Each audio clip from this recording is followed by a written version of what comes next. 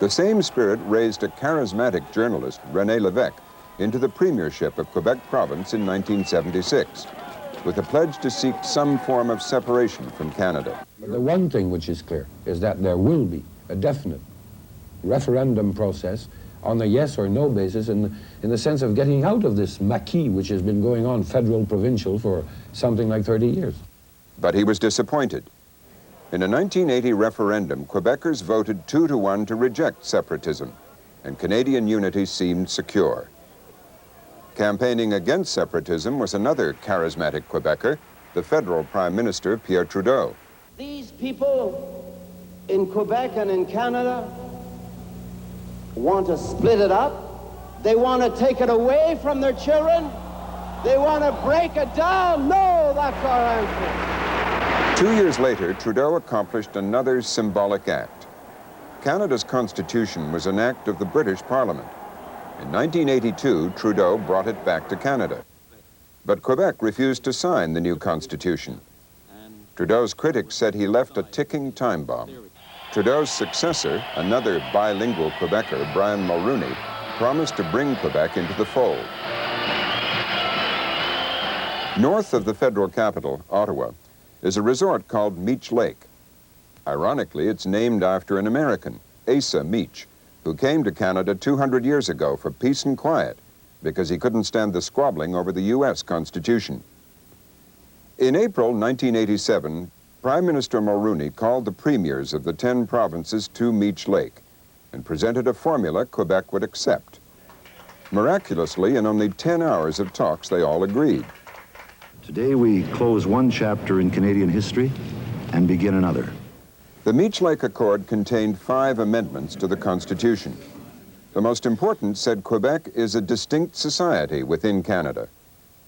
Quebec also got a say in immigration policy and 3 of the 9 seats on the Supreme Court. Like other provinces, it could opt out of federal social programs and could veto future constitutional changes. To make it binding, the federal parliament in 10 provinces had to ratify the accord by June 23, 1990, a month from now. It all looked easy. Ottawa passed Meech Lake, and so did 8 provinces. But 2 held out, Manitoba and New Brunswick. And a new government in Newfoundland withdrew ratification. Meanwhile, the Quebec government had passed a law saying all outdoor signs had to be in French only. The Supreme Court said the bill violated the rights of the 19% of Quebecers who speak English and other languages. But Quebec invoked a provision of the very Constitution it rejects and thumbed its nose at Ottawa. So critics of Meech Lake said, you see, you let Quebec become a distinct society and they trample on human rights. Quebecers began saying, if you don't ratify Meech Lake, it shows you don't want us in Canada. In Ontario town, Sault Ste. Marie passed a law making English the official language. And Quebecers said, you see, bilingualism was a sham anyway. Then some demonstrators in Ontario desecrated the Quebec flag. Moi, je peux parler français, but here in Ontario, we got no respect for the Quebec flag. Emotions in Quebec rose even higher. Now the polls show more and more Quebecers favoring separation.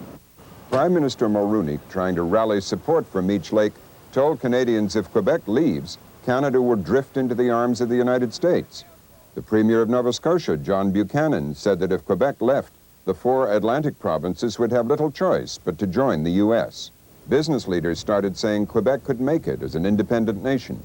Suddenly this spring, Mulroney's attempt to save the marriage with Quebec has become grounds for possible divorce. The argument has shocked Canadians for its passion and bad temper. Even moderate Quebecers began charging that English Canada never took the bilingual promise seriously. Even moderate Anglophone Canadians began suspecting a Quebec plot to force a breakup of Canada. That seems far-fetched, but it's become thinkable in a way that was always unthinkable before. And it's forced Canadians to scratch again the itch that never goes away. Without Quebec, what is it that holds Canada together, that makes it unique and different from the United States? This week, we go to 4 Canadian provinces, key players in the crisis, for answers to those questions. Tonight, we start where it all starts, in Quebec itself.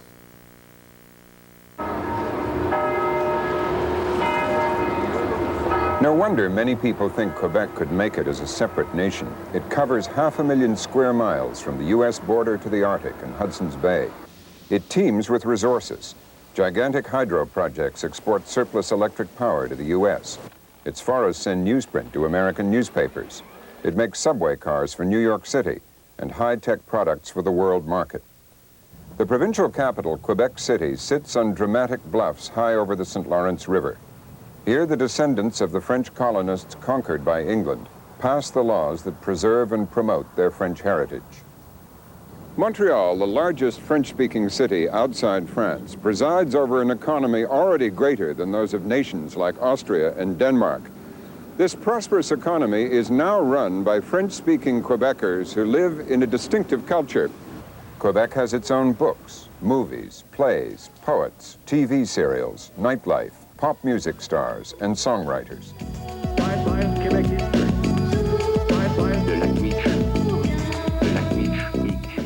This new hit music video by a Quebec rap group is about the dangers facing the French language. T'en souviens-tu de la langue? Do you remember when we were French? Quebec history. Quebec often battles with the federal government over the measures it takes to protect its language. Recently, it outlawed the use of English on outdoor signs over the objection of Canada's Supreme Court. And some schools are trying to prohibit children from using English on school grounds. It's all part of what Quebec views as a battle against the threat of being drowned in the Anglo culture of North America. J'ai été élevé à Montréal et je me souviens très bien qu'à l'époque, à Montréal, on n'arrivait pas à se faire servir en français dans les grands magasins. J'ai vécu ça avec mon père très très jeune, donc on a appris finalement très tôt qu'on était différents des autres. On a la peau blanche, mais on est jusqu'à un certain point, comme d'autres l'ont dit, on a été pendant plusieurs dizaines d'années des gens de seconde classe dans ce pays-ci. Et je pense que c'est une mentalité qui a changé. Aujourd'hui, les Québécois sont beaucoup plus fiers, mais il reste que on est des gens différents, c'est sûr. On a quand même des caractéristiques très distinctes au niveau littérature, au niveau danse, au niveau théâtre. Tu sais, il y a une vie. Puis pas seulement au niveau culturel, mais on se reconnaît en Québécois. Quand on voyage dans le monde, on est capable de se reconnaître, on reconnaît notre accent. On ne s'identifie pas aux Français, on ne s'identifie plus aux Canadiens. The man navigating between Quebecers who want their province to be a separate nation and those who want it to be recognized as a distinct society within Canada is Quebec's Premier, Robert Bourassa. I spoke with him in his office in Montreal. Premier Bourassa, thank you for joining us. Why does Quebec need additional constitutional guarantees when Quebec has done so well, it has flourished, especially the last 10 years, in Canada as it is? Quebec is a distinct society in many respects. You know, de facto we are a distinct society. Already a distinct society. Yeah, we have the civil code. We are a French-speaking province in Canada, the only one. The only government in North America, if you have 50 states, which is responsible to a French-speaking majority. So we want de jure what we have in fact. We have now problems with demography. Our birth rate is relatively low compared with 30 years or 20 years ago. So we want some specific powers in immigration. We have it now on the administrative ground. We want them in constitutions. Powers to do what?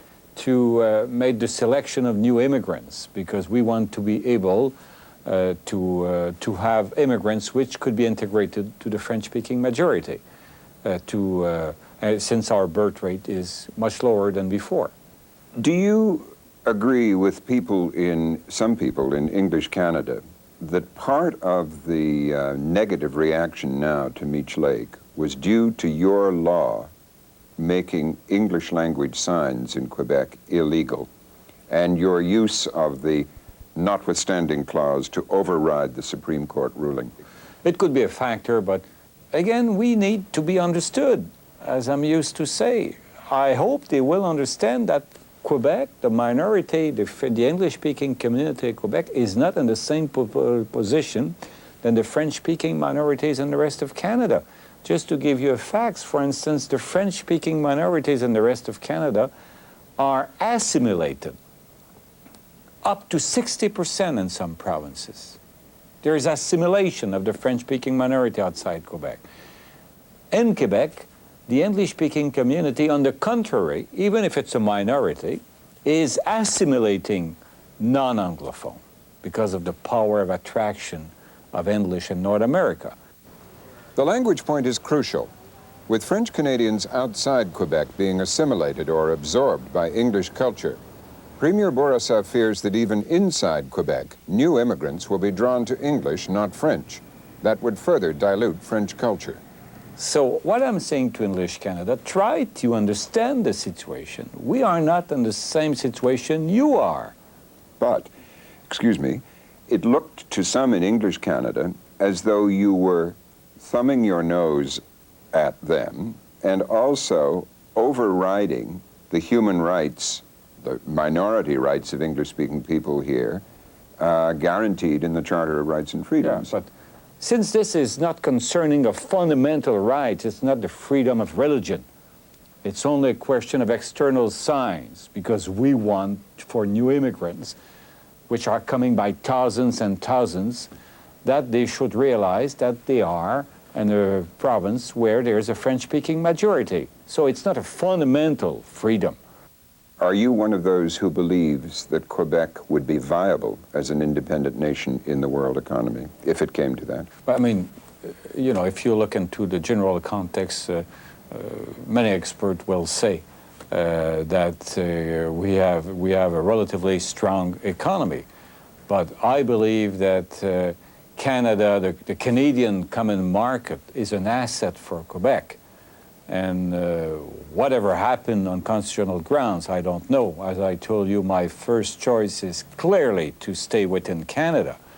But whatever happened on constitutional grounds, I believe that all Canadians, all Quebecers, most of them would not like to compromise the economic stability of Canada. I believe they can believe that the international investors, including the American investors, could be convinced that whatever happened, they will always be welcome in Quebec.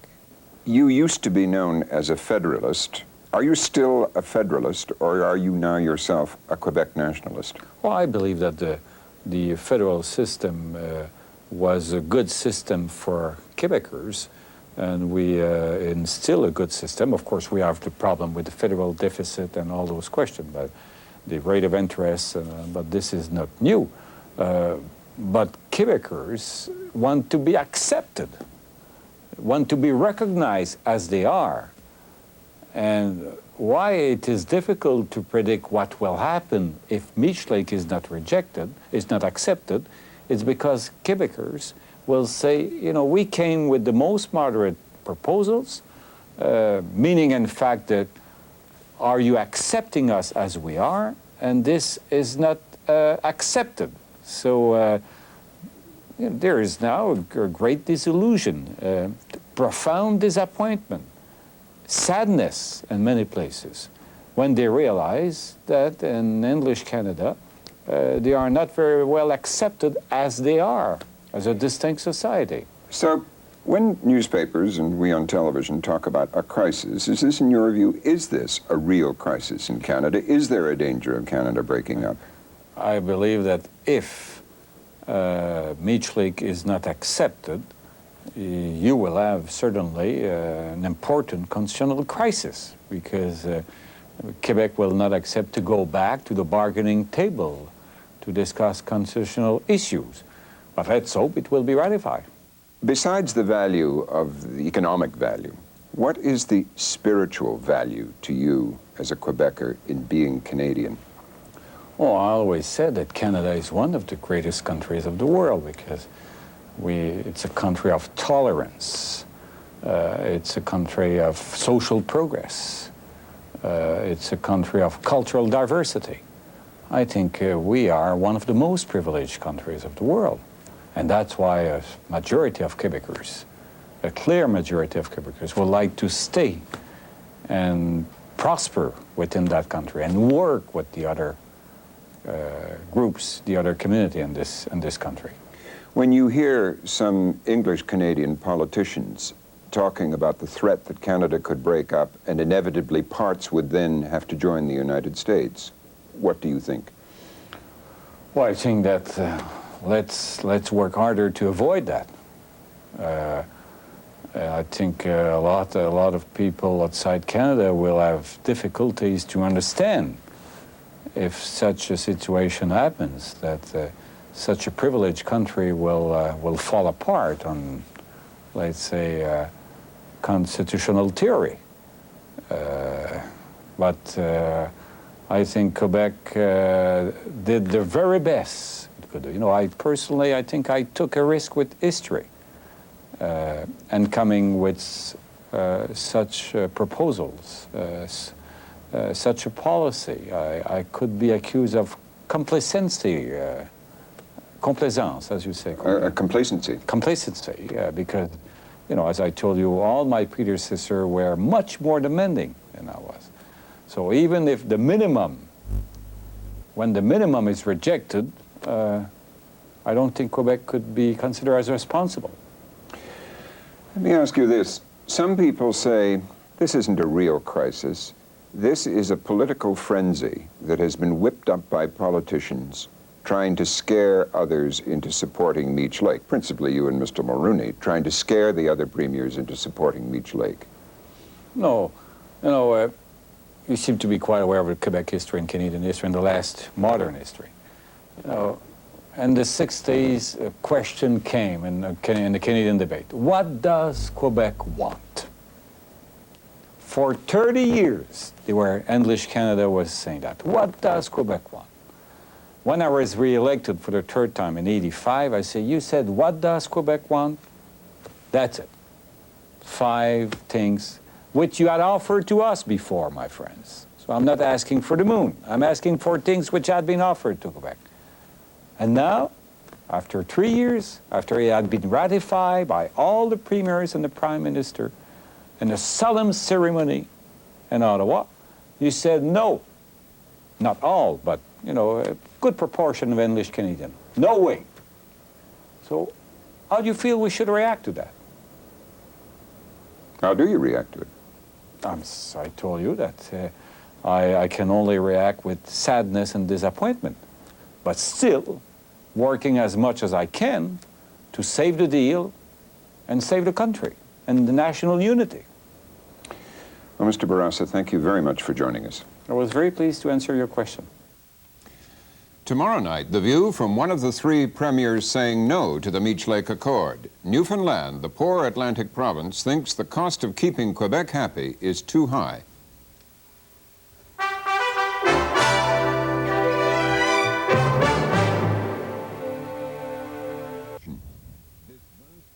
Land, the second largest country in the world, has only 26 million people, needs immigrants for its economic future, but that is changing the ethnic mix.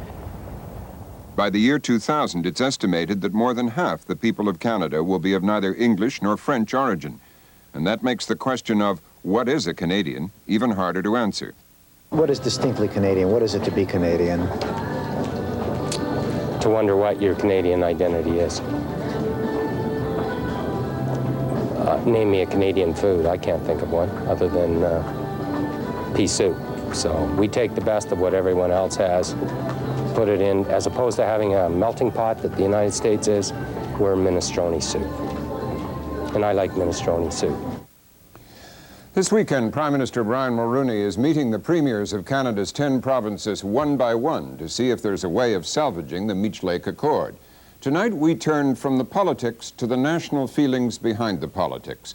We're joined by 5 Canadian writers and journalists. In Toronto, novelist Robertson Davies, whose most recent book is The Lyre of Orpheus, and Robert Fulford, columnist with the Financial Post. In Montreal, Lise Bisonnette, columnist for the Toronto Globe and Mail. Danielle Latouche, journalist and political scientist. And Philip Resnick, who teaches political science at the University of British Columbia. Latouche and Resnick are co-authors of the bestseller Letters to a Quebecois Friend. Mr. Fulford, in Toronto, it seems from what we have been hearing this week that this isn't just a constitutional debate, but a crisis in English Canada's national identity. Do you agree with that? Oh, I absolutely agree with it. It seems to me that we're in the middle of a kind of trauma, and it's the sort of trauma that is probably familiar in personal terms to many psychiatrists. We've had something very unhappy and unsatisfactory in our background, in the way we've come together, the way we've lived together, and we've tried to suppress this for generations. We've had politicians whose main job was suppressing the reality of our feelings. And now, because of this series of constitutional moves and counter moves, our feelings have all come out, and we now get a better idea in English Canada of what Quebec thinks of the other 9 provinces, and Quebec is getting a very different idea of what the other 9 provinces think of Quebec, and this kind of this suppressed series of feelings is coming out in a great burst of rage. And these are the things that have made this much more than a constitutional issue, much more than an argument over certain rational or wrong or right constitutional propositions. Yeah. Robertson Davies, do you agree with that? I agree with it substantially, yes. I think that this is a psychological situation. It has to be understood to a great extent psychologically. And the French are infinitely more adept at psychological warfare than the English Canadians. And consequently, they can make the English Canadians seem stupid and retrograde and illiberal, whereas I don't think that in fact they are. And I think that there is a certain deviousness in the Quebec attitude, and I think that it is really brinkmanship. I don't think in their hearts they want to break away from Canada, because I don't know where else they could get such a good deal. Lise Bisonnette in Montreal, is this brinkmanship? Well, I think that basically they're thinking that it is hostility or something like that, while it's basically sort of indifference. What we're looking at here is the people in Quebec who want to coexist with their neighbor but don't want to be a big part of the family, loving, and all of this, you know. So you're talking about feelings. Quebec is past the time of feelings now. The quest for identity here is over. It's a vibrant culture, a vibrant economy, though a little bit touched by recession right now, but nevertheless the confidence is there. And the Quebec people who just want to move on, so they have a lot of indifference to all this soul searching in the rest of Canada. There's no doubt that there's not much sympathy for that. And there's this feeling that, you know, yes, you can go your own way and that won't make much of a difference. Daniel Latouche, do you read the feelings in English Canada as opposition to Quebec or to anxiety about itself, about the identity of English Canada? Well, mostly since the free trade agreement between Canada and the United States, English Canada has been having a crisis of confidence. It's just starting to emerge as a national group. For years and years, when Quebecers were trying to tell their English Canadian friends, well, let's reconstruct Canada on a sort of a binational basis, English Canadians would say, well, we don't exist as English Canadians. It is only Canadians here. Now suddenly, especially since the free trade debate, and mostly in that debate, a lot of French Canadian Quebecers took side for the pro-free trade forces, pro-American.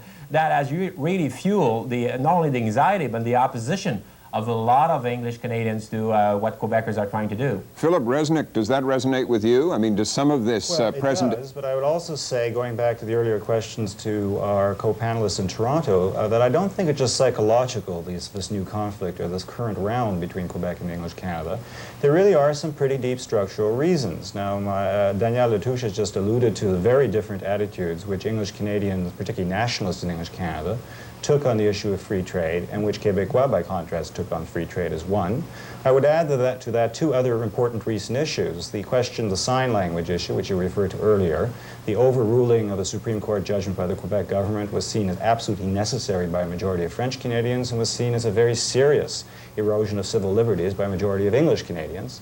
And the final thing, the bone of contention today, this Meech Lake Accord, is interpreted in Quebec as essentially something which is going to finally recognize Quebec's place as a distinct society, Whereas I think a majority, a strong majority in English Canada, see it as in some ways a very dangerous thing which will weaken the federal government, a government with which a majority of English Canadians identify and see as very important to their own sense of self. So there are really some very basic differences here between the two groups. But that latter sentiment is more one entertained by you in Western Canada than it is by the gentleman we have in Toronto, in Central Canada, right? The idea that it will weaken the central government. Did you hear me? Were you able to hear me? Yes, well, I really think it's correct that it will weaken the central government. The decision-making now contained within Ottawa's powers will be split partly with the provinces, appointments to the Senate, the Supreme Court, and so on. And as the idea of the distinct society evolves, I would imagine that Ottawa, the federal government, will become less powerful. And the fact is that we, in Ontario particularly, but in many other parts of the country too, we think of Ottawa as the government. In Quebec, in the province of Quebec, I believe the majority of people think of Quebec City as the government. They don't think of it as the provincial government, the local government. They think of it as the government, and then there's a federal government in Ottawa. I think our problem is the tremendous difference between the way the two societies see the state and what it can do for them, what it should do for them. And this comes out in everything from civil liberties to the kind of constitutional wrangling that turns up at all the conferences of the premiers and the prime minister. Let me put to you, starting with you, Robertson Davies, something the Prime Minister, Brian Mulroney, said a few months ago, that the bilingual nature of the country, which the federal government has been promoting for a couple of decades, was really all that held Canadians together. He said, "What is Canada without it? There's no country. It's like an adjunct of the United States." What is your comment on that observation, that the glue that holds Canada together is this bilingual nature? Well, I think it's an absurdity. Our bilingualism is a part of our nation, but to say that it glues the country together is quite ridiculous. It tends to be divisive very frequently, particularly when the people in Quebec take such an extreme attitude as they have been doing recently about the use of English. Now, I don't say that we in English Canada have been especially generous or understanding about the use of French in our provinces, but I do disagree with Mr. Resnick when he brushes aside psychology as of trivial importance. Psychology is at the root of everything, and a government and a method of government and a national feeling is something which blossoms from a national psychology. It's not just dreams and fantasies. I think also that we're dealing with symbols here. In a national poll only a few months ago, 70% or so of the Canadians said they didn't understand Meech Lake, but 60% of those said they were against it. In other words, they knew it had become a symbol for their feelings of grievance or their feelings of hostility, whatever they are. It was not the logic of this section or that section of the Constitution they were talking about. They were using Meech Lake, this constitutional issue, as a way of expressing these feelings they've held back for so long. Let's go back to Montreal, which can, I gather they can hear us again. Lise Bisonnette, on the point that Robertson Davies just said is absurd, Brian Mulroney's observation that the bilingual nature of Canada is what holds it together. What is Canada without it? There's no country. What's your observation on that? I think that what Mr. Mulroney meant in a way was that at least there's some, it's an article of faith that some people, both in English and in French Canada, believed in.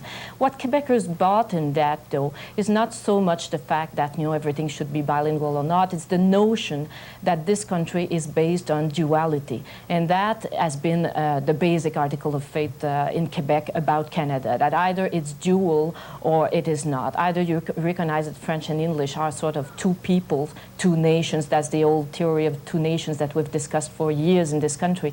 And bilingualism, in a way, was a symbol of that, though a lot of people didn't see it like that. Then, on the other hand, at the same time that bilingualism was accepted, the government in Ottawa came in with a policy of multiculturalism. At the time, we thought of it as a bit of folklore, I must say. Here in Quebec, we thought, well, this is something that they gave to ethnic minorities in Canada just to, so that they swallow bilingualism.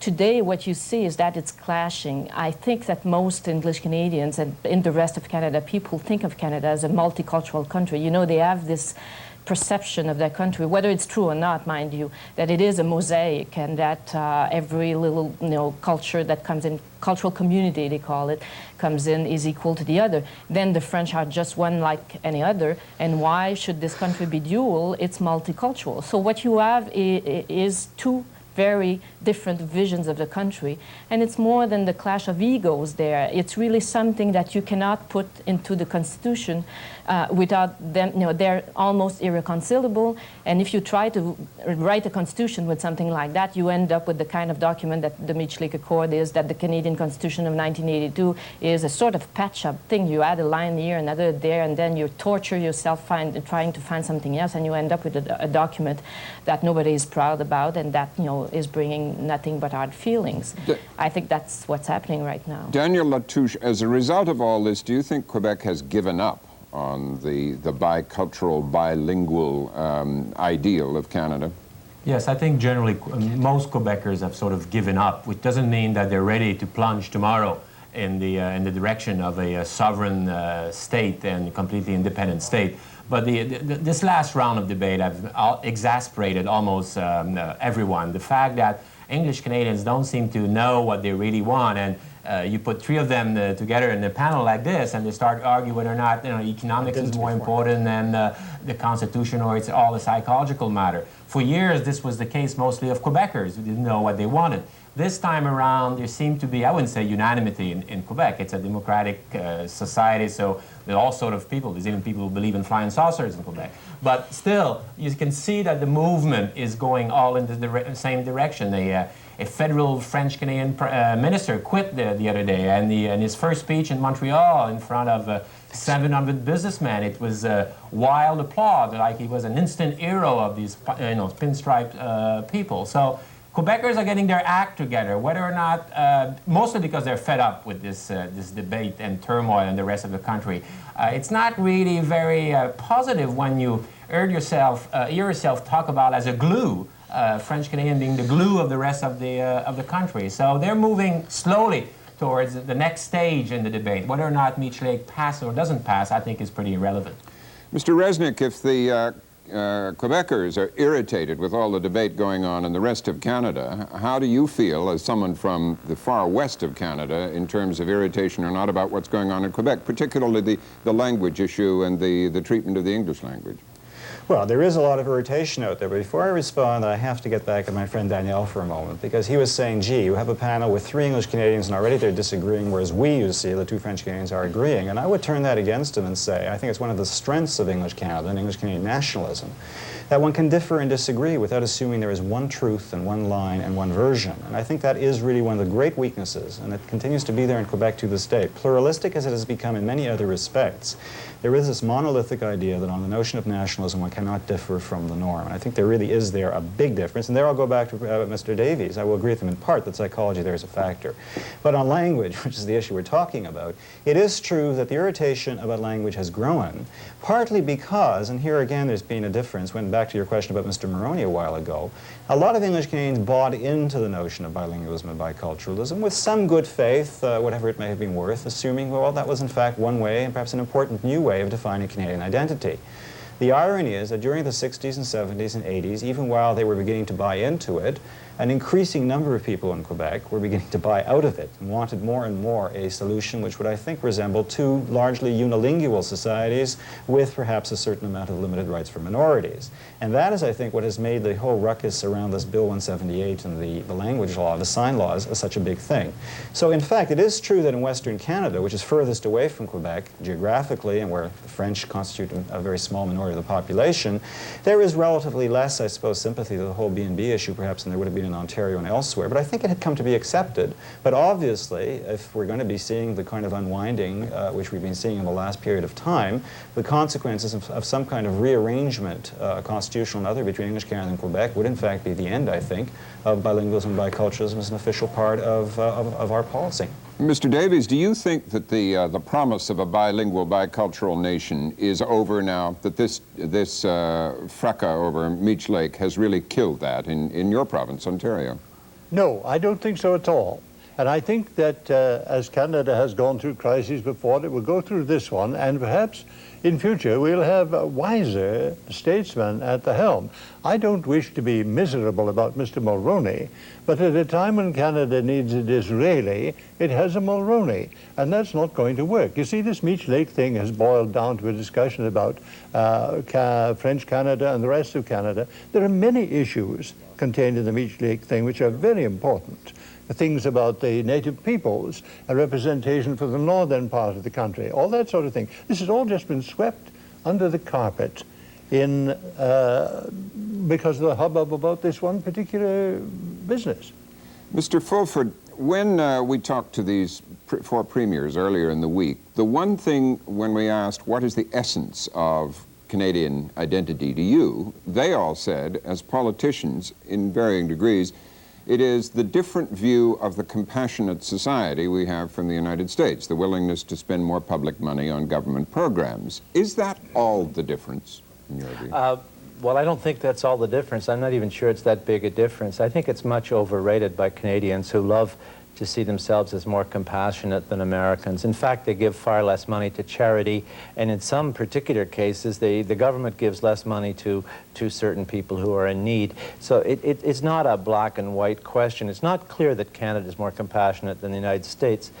But there are many, many other things that are different between the two countries, two entirely different traditions, a parliamentary tradition, a judicial tradition that is entirely different, various cultural traditions that are different. I mean, if you go by what we listen to, what hit records we listen to, and what movies we watch, then Manitoba and Montana will look very similar. But if you go by the way the people have developed their ideas about society, the way they feel about their institutions, about each other, we are very, very different from the Americans. To my mind, whether we have Quebec among us or not, despite what Mr. Mulroney says, I don't think that the future of Canada as such depends on Quebec being part of it, though it will be a terrible tragedy if Quebec decides to be a separate state and if we cannot find a way to make a proper constitutional arrangement. Mr. Resnick, do you think Canadians are going to continue to be very different from Americans? I think there will be on some of the core things, and I think one of those has been, in general, a greater willingness to use the state as an instrument of public policy, economic, social spending, cultural activities, Canadian Broadcasting Corporation, National Film Board, and so on. I think that will continue to be there. Some of the values of the past are no longer as important as they once were. If we'd been having this discussion a century ago, then I think the truth is one would have had to say that the dominant values that separated Canada from the United States was a stronger emphasis on monarchy, peace, order, and good government, a very conservative notion, and ultimately a real fear and disdain even of popular democracy. I think that's beginning to slowly erode. And in the 20th century, I think we do tend to stress when we want to think of ourselves nicely and positively as being a little bit more caring and a little more communitarian and more Boy Scoutish, I suppose, in our views of international affairs, support for the United Nations and things of that order. But I'll also have to say, since we have to be frank and honest about ourselves, in one or two respects, I think Canadians actually could learn a thing or two from the United States. And one of those things I've always lamented is not having had the revolutionary tradition that you had, and not having had the tradition of democracy which goes back, I suppose, to Jefferson and the Bill of Rights and goes on through the populist movement and so on. We do have the sort of traditions which are alive and well again in this Meech Lake Accord, where 10 premiers and 1 prime minister can get behind closed doors and come out and announce that they have rewritten the Constitution of Canada without any consultation, any real discussion with the people of Canada. And frankly, in this respect, I don't think Americans would put up for a moment with what, alas, up until now, a majority of Canadians have been prepared to put up with. And I hope that that does begin to change. Let's ask our two Quebec friends here, in the vision of and the identity of Canada, we've just heard the 3 English Canadians describe. Do you feel some identity, Lise Bisonnette? Do you share that? The Canadian identity? Mm-hmm. That's, of course, we do share the institutions. I'm always a bit troubled when I hear these discussions about identities. They fall very rapidly into a discussion of national characters and then stereotyping and all of that, and then you get into this compassionate, less compassionate business and all of that. I think that basically here in Quebec we're ready to recognize that, you know, it's not a question of national character, it's a question of institutions, basically. And yes, we do share share institutions with the rest of Canada, and you know, similar systems. But other than that, we don't have a sense of belonging to Canada, which is really sharing. I think that it's more, as I said in the beginning, like coexistence. And also we're asking that our own distinct institutions be recognized. This whole question of distinctiveness, I think, shouldn't go beyond that. It's a question of your own separate institutions. You want to keep control over them. I guess that if English Canadians could be sure that they would keep their own institutions, social systems and all that, they would stop really arguing about are they overwhelmed by the Americans or all that. So it's the same thing with Quebec and Canada. And so much as my friend Resnick is saying that English Canadians seem to accommodate more differences, I must say that their attitude with Quebec doesn't show that much. I mean, it's not absolutely obvious that they can deal with differences as well as he says if they do. Mr. Latouche, when all this is over, and the Meech Lake thing is resolved one way or another, what kind of Canada is going to emerge from it, do you think? Well, a much more divided Canada for quite a while. I guess one of the problems is that in Quebec we tend to know who we are. I mean, we're French and we're North Americans, and we don't really engage in these long debates. We'll have to wait for the rest of the country, for English Canada to, as I said, get its act together. So it means that for a while, you know, the country is going to be more divided. Clearly, we're moving in the direction of a more binational state. Whether or not Quebec is recognized politically only as the equal of the rest of the country within the federal system, or as to go outside of it to achieve that, is something to be decided over the years. But clearly, we're moving in that direction. Everybody has a vague idea where we're heading at in Quebec. We're heading into the direction of a common market, common economic and monetary zone, probably with the rest of the country, and also with the United States, while we also aiming at the more independence on cultural, political matters. So obviously there will have to be some split in the political institution, while everybody hopes that the economic institution will stay the same. But this will take at least 10 years, and it won't be, I believe, ready until the year 2000. Robertson Davies, briefly, do you recognize that vision of Canada as emerging from all this? Well, I am rather bothered by the suggestion that English Canada should get its act together, because I can only speak for myself, and I have got my act together. I am descended from those Canadians who came to Canada as refugees from the United States and rejected the revolution. And also I am descended from those Canadians who framed the Quebec Act, upon which modern Quebec, with its own institutions, is founded.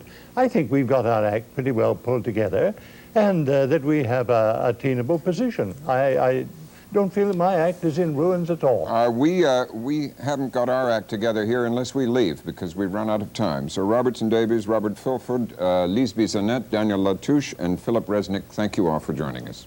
Thank you. Thank you. Thank you.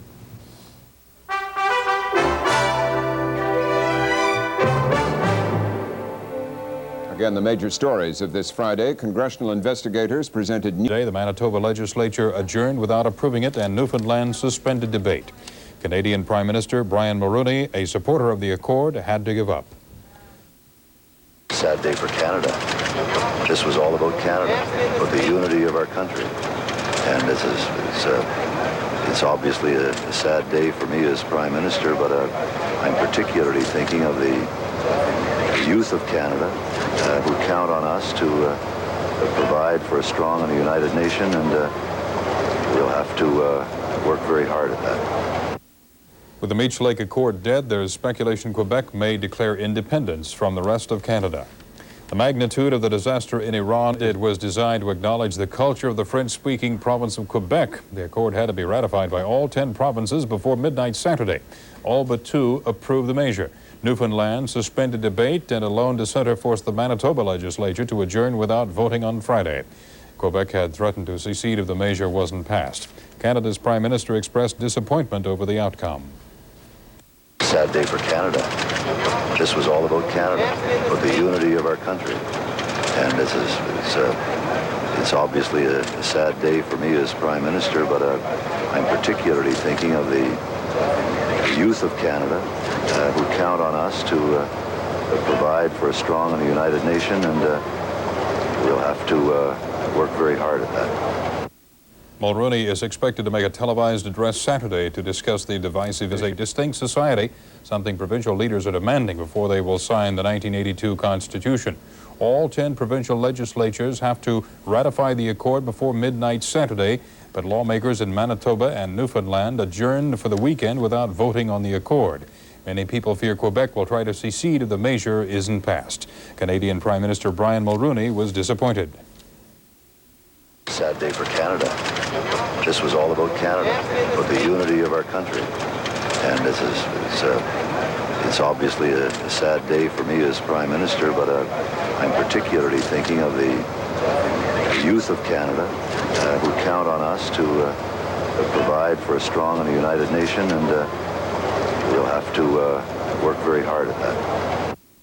Quebec officials express frustration over Meech Lake's failure, but they insist the province will not negotiate another agreement. They say it's time to consider Quebec's next step. Paul Workman has more.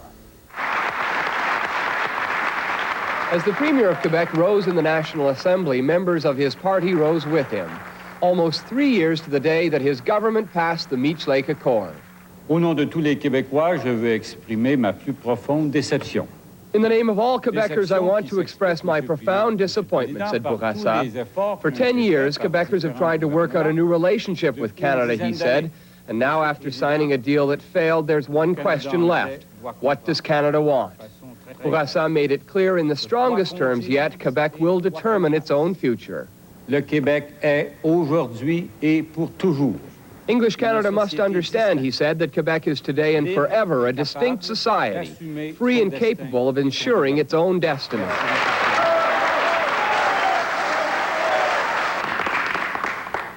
The leader of the Parti Québécois, Jacques Parizeau, said Bourassa took a risk that failed. The answer to Quebec was no, and now it's time, he said, to work together, planning the next step. Essayons de nous retrouver. Let's try to get together, he said. We must find another way because the one you've taken was a dead end. Right to the last minute, Liberal members were hopeful the deal would go through. Claude Ryan, for one, the man who led the no side in the 1980 referendum. A great failure for all Canadians. And it creates a dangerous situation for Canada, obviously. Ryan said his faith in federalism has now been shaken, and all those years of good faith bargaining with Ottawa are over. Quebec can't go back to the table? There's no table left, to my knowledge. The Quebec Premier will make a formal declaration from the National Assembly. He's asked for television time throughout the province. That's when the rest of the country will likely find out what comes next, how Quebec will move to ensure its destiny as a distinct society. Paul Workman. The amendment is threatening to splinter Canada. Quebec has said it would secede if the so-called Meech Lake Accord were not ratified by all 10 provinces. The pact would set special provisions for Quebec's French culture. However, 2 provinces failed to meet today's deadline for ratification. A lawmaker in Manitoba successfully buried the agreement, and legislators in Newfoundland shelved the issue indefinitely. Sad day for Canada. This was all about Canada, about the unity of our country. And it's obviously a sad day for me as Prime Minister, but I'm particularly thinking of the youth of Canada who count on us to provide for a strong and a united nation, and we'll have to work very hard at that. Prime Minister Mulroney goes on television later today. Mulroney addresses his country today, facing what some are calling the worst political setback of his career. The so-called Meech Lake Accord, which would give Quebec special constitutional status, expires tonight without having been ratified by the country's 10 provincial legislatures. Last night, legislators in Newfoundland and Manitoba delivered the final blow, adjourning before voting on the proposal. More from Sasha Petricek. Manitoba's only native MLA arrived at the legislature determined to deliver Meech Lake the fatal blow. Is the will of the House to sit beyond 12:30? No, there is no leave. Elijah Harper had the last word, refusing to let debate go longer than the rules allow, making it impossible for Meech Lake to pass before the deadline. Still, MLAs made it clear they were not saying no to Quebec or to Canada.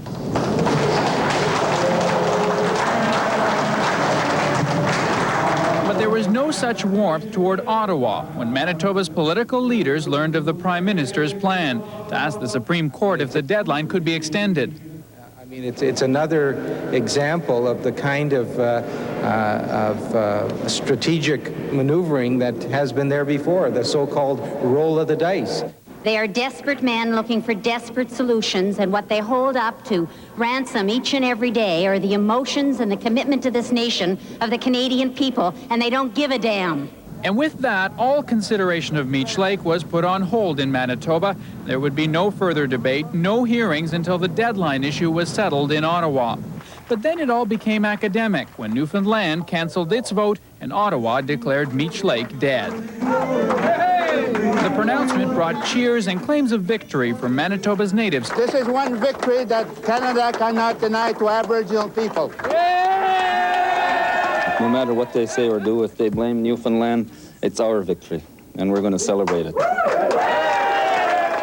And it brought calls for one man to take responsibility. I think the only thing that the Prime Minister should do at this particular point in time is resign. Sasha Petrovic. CNN Headline News, I'm Stan Case. Boston is rolling out the red carpet in the air today as the rest of Canada waits to see if the French-speaking province will secede. Canadian Prime Minister Brian Mulroney says he's deeply disappointed by the failure of a constitutional amendment designed to keep Quebec in Canada. The amendment would have recognized Quebec as a distinct society, but the measure failed last night when lawmakers in Manitoba and Newfoundland refused to vote on it. However, Mulroney says he's not giving up on a united Canada. Canada is admired and respected around the world. I'm not prepared to give up on all of that. I'm not prepared to give up on any of that. Despite this setback and despite this great disappointment, the idea of a truly united and generous and tolerant Canada endures and will eventually prevail. Many experts expect Quebec to take some time for reflection before it makes any decision on secession. Street today, Quebec's future in the country is uncertain after the failure of a constitutional accord that would preserve Quebec's French heritage. The Meech Lake Accord died yesterday when Newfoundland province postponed debate on the issue beyond today's deadline. Canadian Prime Minister Brian Mulroney apologized to Quebec on television today and said he's convinced Canada will weather the storm. Canada is admired and respected around the world. I'm not prepared to give up on all of that. I'm not prepared to give up on any of that. Despite this setback and despite this great disappointment, the idea of a truly united and generous and tolerant Canada endures and will eventually prevail. But critics of Mulroney accuse him of trying to railroad the agreement. I believe that while most Canadians did not feel they were part of this process and that they were shut out of it, it was and is their desire that Quebec should be a full participant in Confederation. We believe that Brian Mulroney showed a lack of essential leadership. Leaders in Newfoundland and Manitoba say the Meech Lake Accord ignores the financial woes of their provinces while giving Quebec special status. Artist dog. I mean, Swedish Day, you know that. Swedes and the Swedish at heart came to Minnehaha Park in Minneapolis for picnics, music, and traditional dancing around the maypole. Yep, Svenskarnas dog has been a tradition in Minnesota since 1934. Toksameka, as they'd say. Thank you. Have a good week. Bye-bye. Summit in Washington. 6-1 and 6-1. The #1 tennis player in the world, according to the computer rankings. And today he was in the ATP Championship final against Brad Gilbert with his coach, Tony Picard, and girlfriend Annette Olson looking on. Edberg leading 2-0 in the first set rather. Gilbert serving to the far court, and Edberg the beautiful shot to win it. He leads 3-0 in the first set. Now, still in the first set, it's 5-1 Edberg. He serves, comes up to the net for the cross-court winner, and he wins that first set 6-1. We go to match point. Edberg serving, up to the net. Gilbert doesn't even get it back over. Edberg wins easily in straight sets, 6-1, 6-1. That certainly has to confirm his hold on the number one ranking. Men's tennis. When the rankings come out Monday, the computer will crank out Stefan Edberg's name first for the first time ever. regardless of what the Wimbledon champ did in the finals of the ATP in suburban Ohio, Mason to be exact, number 1 was his. But he seemed intent on emphasizing his new numbers against Brad Gilbert. And there may have been reason for that. Edberg serving here in the near court, attacks, goes to the net, dominated Gilbert throughout. The overhand smash. Last year he lost to Gilbert in the final. This was his 4th straight trip to the final, and he was leaving nothing to chance. Already up 4-0. Now Edberg in the far court again attacking the net. Did that all afternoon to perfection. Led 4-1 when he served out for the game in the first set. 6-1, 6-1 in 50 minutes. Edberg has now won 17 straight matches in taking his 3rd straight tournament title and will rest a tender ankle this week, then begin preparing for the U.S. Open at the end of the month. At the women's event in